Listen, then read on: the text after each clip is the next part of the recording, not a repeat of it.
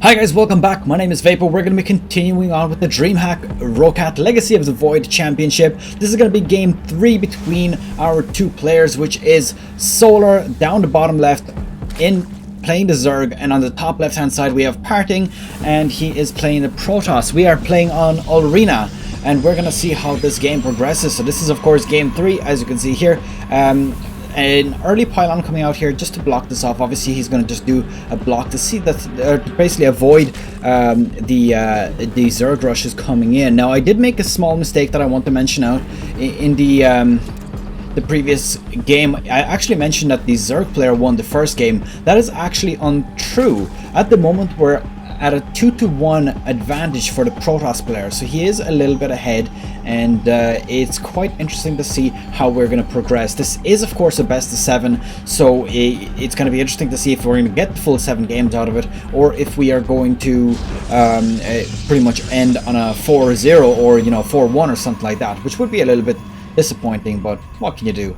We'll see how it progresses. So we do have an early Nexus coming out, so Nexus before Gateway is the way PartinG decided to go in this case. Quite an interesting start, and we're going to see how that progresses. As you can see here, Solar did the quite standard Zerg opening where he goes hatchery and then straight into a pool, and that would be considered pretty damn standard. The only thing that I'm seeing that he's a little bit deviating off is the fact that he's not getting a gas for that upgrade for Zerg speed, which is a little bit strange, but we're gonna see how it progresses. Of course, he is the pro player here, so obviously I won't exactly argue their skills. So Solar versus PartinG, there we go on the top left top side.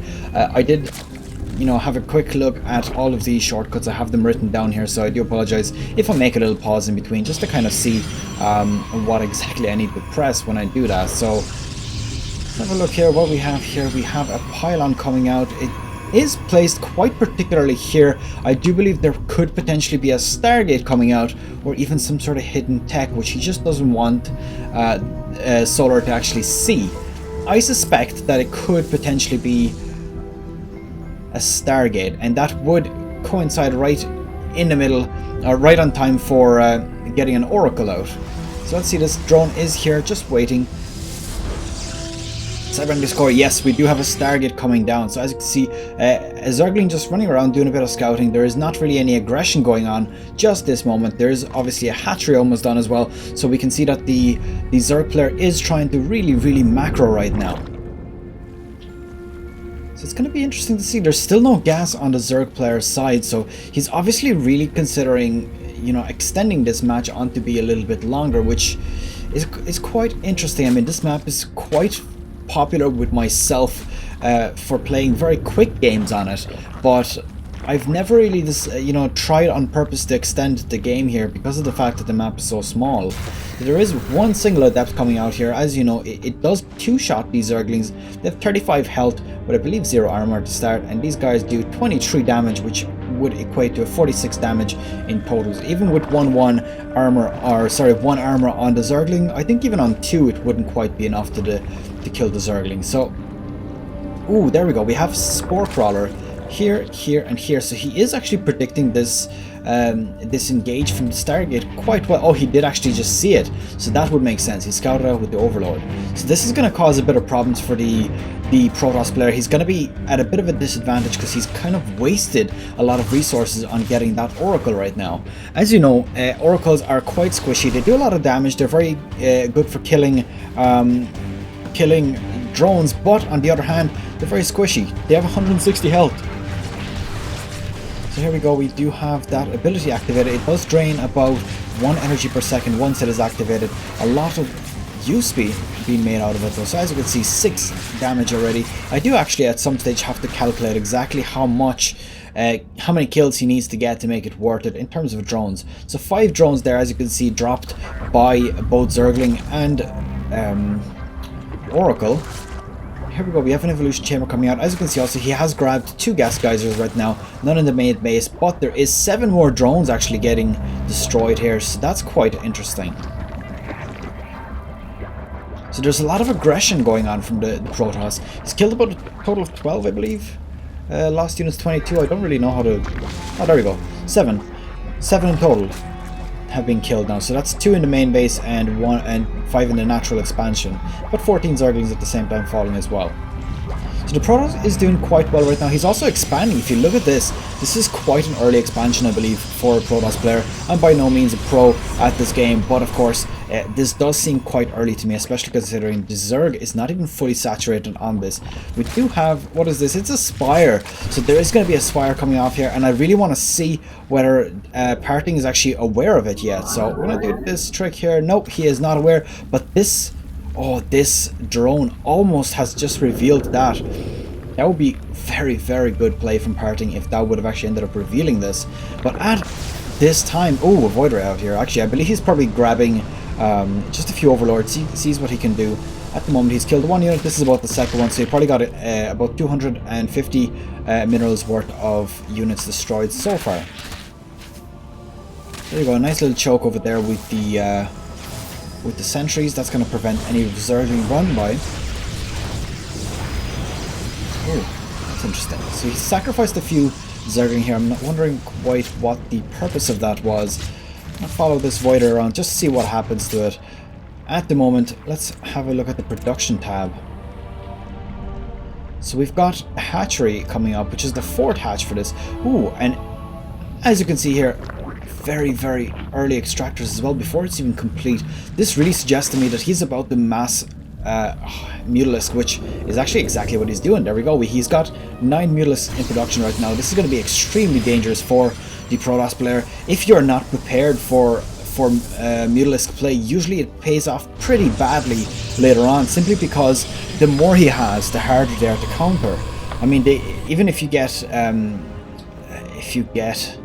Phoenixes, which are the natural counter... Oh, this is just sitting there by itself. Even if you get Phoenixes, they're the natural counter for Mutalisks. But if you do get close for just half a second, those Mutalisks are just going to one-shot whatever gets near them. So there we go. We do have those 9 Mutalisks on the field already. 2 more on the way. Let's see if he's going to try to take this out. No, he's not. Just backing off because there's, of course, that overcharge on that. He's going to come here, see that there is 2 cannons already, so he loses 1 Mutalisk to that. It's a bit unfortunate. Let's look what kind of units we have on the field. 10 Mutalisks in total. I believe he's going to have another 1 or 2 flying out. Oh, look at that. There's actually Corruptors coming out as well. So I believe he's predicting that there might be Phoenixes coming out shortly. And of course, that is exactly what is happening. There's 3 already on the field. I assume there's probably a few more being made, 1 at a time at the moment. So that's a good response from PartinG right now. The question that I have is, how is he going to deal with these Corruptors? They're not very high damage versus Phoenixes, but they do have the same range, so Phoenixes can't kite them. If you look at Mutalisks, I'm just going to follow these guys, they have a 3 range, and they have a speed of 5.6. If you compare that to Phoenixes, where are they? There we go.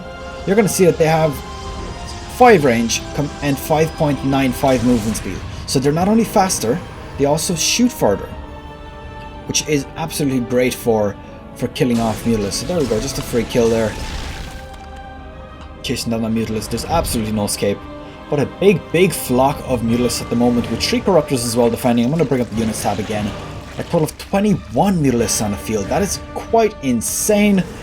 We're going to see how exactly this is going to progress. There's not a huge lot from the Protoss player. If you look, all he has is just a few units here and there, and on top of that he also has 7 Phoenixes. Now the problem is he's invested a lot of resources into these 2 Disruptors, which aren't really going to be that much of use to him. You can see he has a lot of Zerglings, but I mean 5 Zealots could probably take care of that, while any air units defend up against that. So there's going to be probably a denied Nexus here. I don't really think that the Protoss player has enough to defend off against this, but we do have him engaging pretty much all of the reinforcements.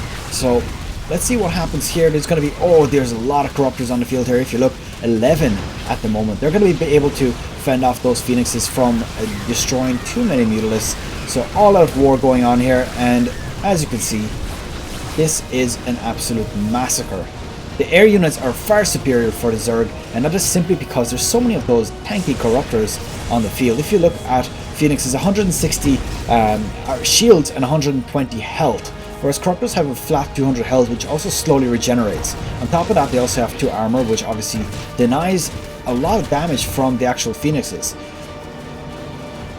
So this warp prism has completely been forgotten here. He could have potentially used it for some additional harass, but I don't think that he is going to at this stage. He is losing pretty much everything that he has on the field right now. The Zerg is running rampant. There's just a handful of zealots here, which I don't believe will be able to defend this expansion right here. And there we go, we've got a GG called, and that is pretty much that. So we are now up to 2-1 in favor of PartinG, losing the 3rd game. Unfortunately, he was not ready for those mutalisks. So that's pretty much it, guys. Thanks for watching, guys. Please leave a like and do subscribe if you want to see more, and I'll see you guys in the next episode. If you have any suggestions, of course, do leave those below and I will respond accordingly.